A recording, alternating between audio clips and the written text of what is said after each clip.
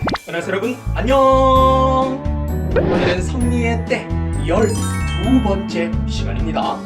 이번 시간에는 2012년은 어떤 의미를 가지고 있는지, 그리고 2012년은 섭리가 1차, 2차, 3차 무덤 기간에서 해방하는 그런 때인데요. 어떤 해방인지 말씀해 주겠습니다. 먼저 2012년은 섭리가 1999년부터 2012년까지 2차 부활기 이 기간 중에 마지막 해입니다. 그리고 또한 2012년은 섭리가 성약 독립을 하기 전 마지막 해이기도 합니다. 알겠죠? 그럼 다음 1차 무덤 기간의 해방에 대해서 말씀하겠습니다. 1978년 6월 1일부터 시작된 이 섭리 역사는 2012년 5월 31일까지 만 33주년이 되었고, 그 다음 2012년 6월 1일부터는 34주년을 시작하게 되었습니다. 이것이 2012년 1차 무덤 기간의 해방입니다. 이는 마치 예수님께서 33살까지 뛰시고 이 시대 사명자인 선생님께서 그 뒤를 이어 34살 때부터 바톤을 받고 역사를 이어가신 것과 같습니다. 다음 2012년 2차 무덤 기간의 해방입니다.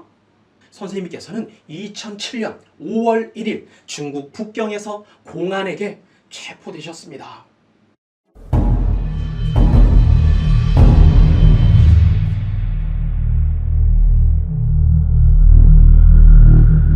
이는 마치 예수님께서 6월절에 로마군에게 잡히시고 고난을 당하신 것처럼 선생님은 노동절에 북경에서 공안들에게 잡히시고 10개월 동안 고통의 기간을 보내신 것과 같습니다. 그리고 2008년 2월 20일 선생님께서는 한국으로 돌아오셨습니다.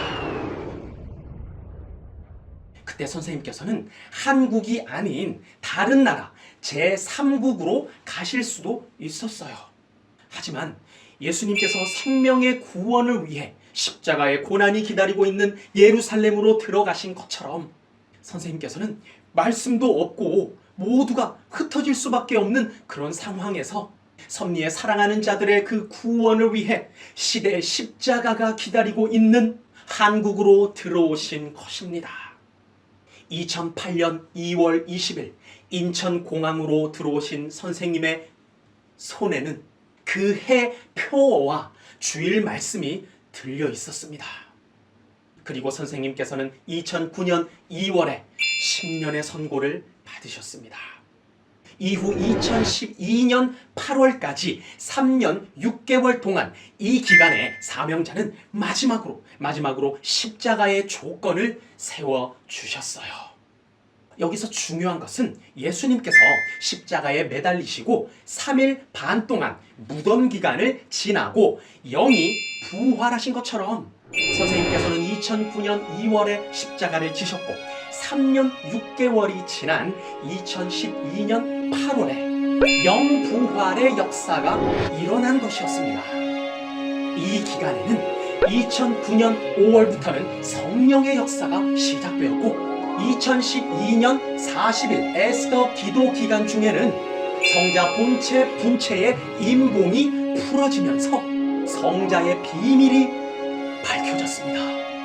또한 그 해 7월 6일 성자의 기도 기간 중에는 혼체에 대한 그 비밀의 말씀이 풀렸습니다. 그리고 1700편 이상의 계시의 역사가 일어났어요. 다음 3차 무덤 기간의 해방입니다. 이 기간은 1999년부터 3년 6개월이 4번 반복되어 총 14년을 보내고 2012년 12월이 되는 때입니다. 이때는 섭리가 신약권에서 완전히 독립하여 성약권으로 넘어가는 때입니다.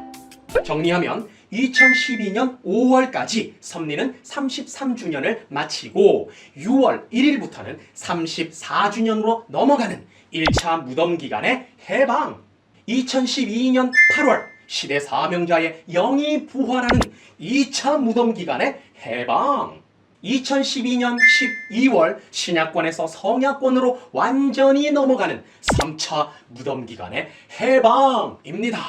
잘 기억할 수 있겠죠?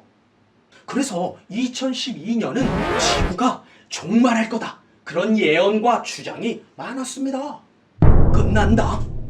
맞아요. 신약 역사가 끝난 것입니다. 그리고 새로운 성약 역사로 전환되어 독립하는 때입니다. 다음 시간에 계속 이어서 말씀해 줄게요.